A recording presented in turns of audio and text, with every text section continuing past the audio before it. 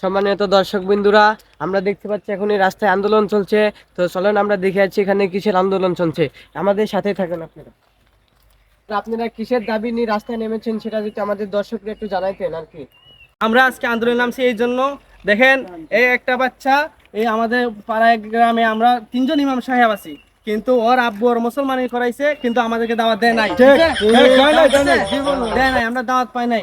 এর জন্য আমরা জোর দাবি জানাচ্ছি ওর বাবার কাছে, আবার ওকে মুসলমানি করাতে হবে এবং আমাদেরকে দাওয়াত দিতে হবে। আমরা যতক্ষণ পর্যন্ত দাওয়াত দিবে না ততক্ষণ পর্যন্ত আমরা রাস্তা ছাড়ছি, এই অবরোধ থাকবে যতক্ষণ পর্যন্ত তার বাবা দাঁত না দিবে, ততক্ষণ পর্যন্ত থাকবে।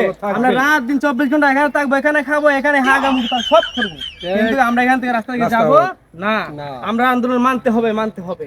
আমরা এই মুহূর্তে দেখলাম তারা কিসের জন্য রাস্তায় নেমেছে। তো আমরা তার বাচ্চার বাবার কাছে ফোন দেয়া, এখন আমরা বাচ্চার বাবার সাথে কথা বলবো।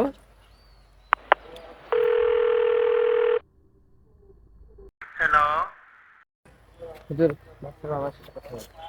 আসসালামু আলাইকুম। ওয়ালাইকুম আমি আসসালাম। লাইভে সব দেখতেছি। আমি আপনাদের এখানে পুলিশ পাঠিয়ে সুব্যবস্থা নিতেছি। রাখেন, আপনাদের মুসলমান আগে হবে। এখানে নাই ছাড়েন।